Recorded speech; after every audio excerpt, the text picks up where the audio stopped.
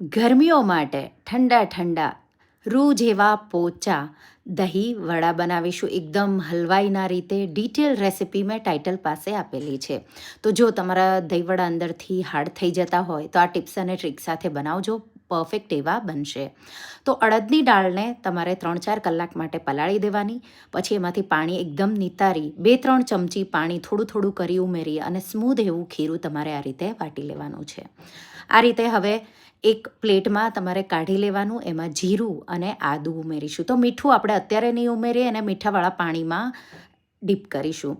2-3 ચમચી જેટલું પાણી છાંટી અને આવું ફ્લોટ કરવા લાગે ત્યાં સુધી ફેટી લઈશું. પછી આ રીતે ગરમ તેલમાં આ રીતે તમારે વડાને ડ્રોપ કરવાના છે.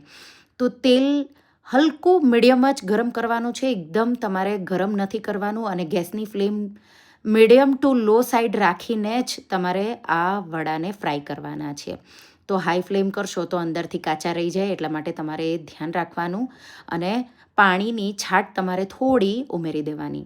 હવે હલકું ગરમ પાણી લેશું, એમાં મીઠું હિંગ ઉમેરી અને પછી એમાં તળેલા વડા ઉમેરી દઈશું. અને પછી આ રીતે કોઈ પ્લેટ મૂકી અને એને આપણે થોડી વાર માટે રાખીશું.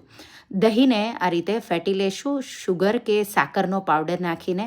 પછી વડા તમે જોઈ શકો છો એકદમ મોટા આ રીતે ફૂલીને થઈ જશે. એના પર દહીં સાથે લીલી ચટણી, આંબલીની ચટણી અને લાલ મરચું અને થોડું ચાટ મસાલો કે પછી શેકેલું જીરું છાંટીશું.